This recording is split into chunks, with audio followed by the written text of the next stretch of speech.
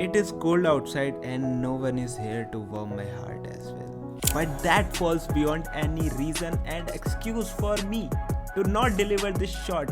And with directionless pursuits of today's generation, let me present you my hypothesis over why we should exist. And in addition to that, we will talk about some ravaging queries like should we care, necessity of feeding logics to ego, and the cause of uncontrolled minds, maybe that no one expects.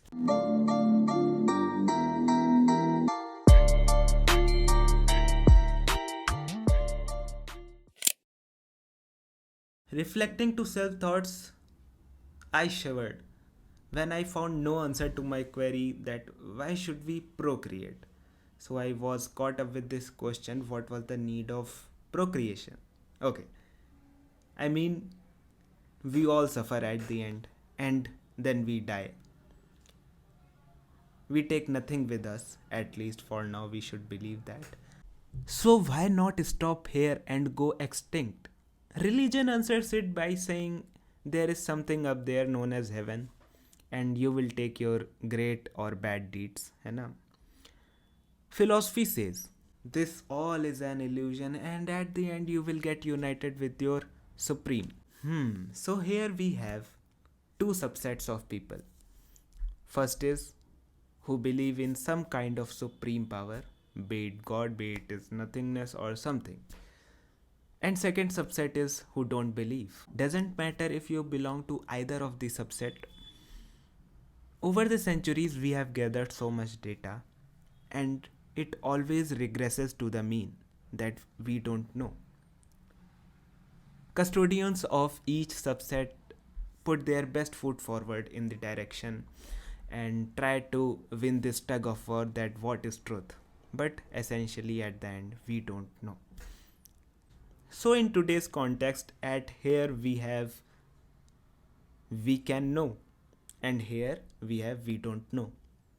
The journey is to bridge this gap. Centuries, generations it consumes. We must not fall short of the fact or the hope that one day humans will be able to bridge this gap. And here it answers my question that we must procreate and sustain our existence to find that truth, to find that answer. Until then, we must survive through these clueless states, है ना? Yeah.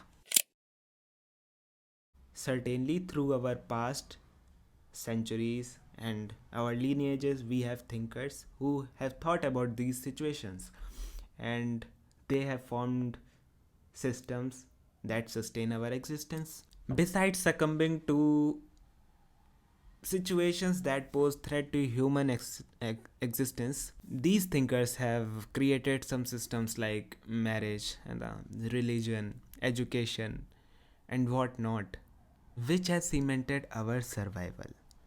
Hence, we must understand not everyone is a thinker. The 80% of outcome comes from 20% of the cause. That is the Pareto principle, and it pouches beautifully that the 80% of the sustenance or our existence will be ruled by 20% of the population, and we need to target that 20%.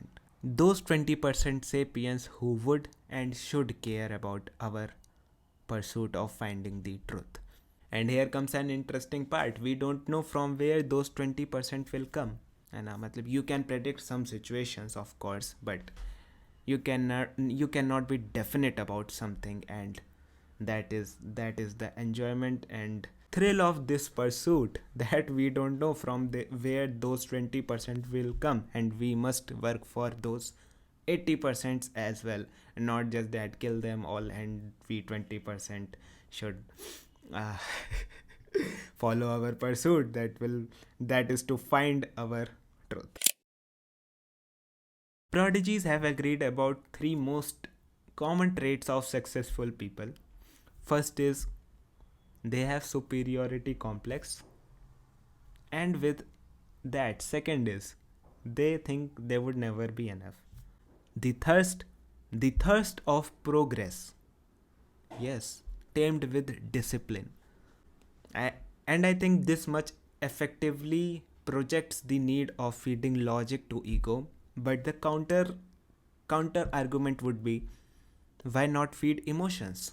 It's okay, it's fine, you acted cause you felt that way, shut up.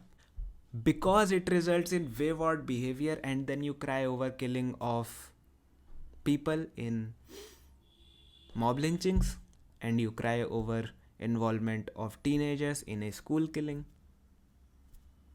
because they felt that way and they acted that way.